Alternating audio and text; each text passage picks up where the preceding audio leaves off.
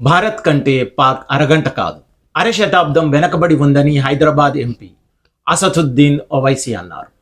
పహల్గామ్లో జరిగిన ఉగ్రదాడికి పాకిస్తాన్ను మరోసారి విమర్శిస్తూ ఆల్ ఇండియా మజ్లిస్ ఇత్తహిదుల్ ముసల్లిమీన్ ఏఐఎంఐఎం అధ్యక్షుడు హైదరాబాద్ ఎంపీ అసదుద్దీన్ ఓవైసీ ఆదివారం మాట్లాడుతూ పాకిస్తాన్ భారతదేశం కంటే అర్ధ శతాబ్దం వెనుకబడి ఉంది అని అన్నారు.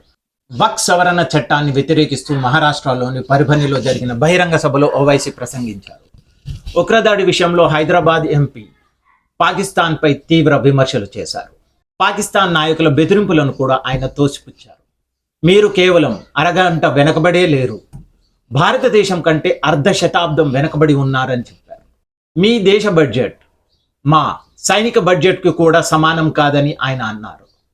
పాకిస్తాన్ దగ్గర అణుబాంబులు, అణు ఆయుధాలు ఉన్నాయని పదే పదే చెబుతోంది. గుర్తుంచుకోండి, మీరు వేరే దేశంలోకి వెళ్ళి అమాయక ప్రజలను చంపితే ఏ దేశం కూడా మౌనంగా ఉండదని చెప్పారు. పహల్గామ్లో పర్యాటకులను చంపే ముందు ఉగ్రవాదులు వారి మతం ఏమిటని అడిగారని ఏఐఎంఐఎం చీఫ్ పునరుద్ఘాటించారు. మీరు ఏ మతం గురించి మాట్లాడుతున్నారు? మీరు ఖవారీస్ కంటే దారుణంగా ఉన్నారు. ఈ చర్య మీకు ఐఎస్ఐఎస్ వారసులను చూపిస్తుందని ఆయన అన్నారు. భారతదేశాన్ని లక్ష్యంగా చేసుకోవడానికి పాకిస్తాన్ చాలా సంవత్సరాలుగా ఉగ్రవాదులకు శిక్షణ ఇస్తుందని ఓవైసీ అన్నారు.